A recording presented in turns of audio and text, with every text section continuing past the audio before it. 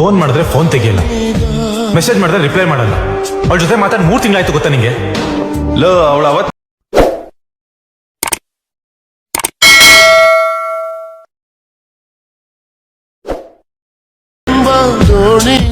ಸತ್ತೋಣ ಅನ್ಸುತ್ತೆ ಕಣೋ.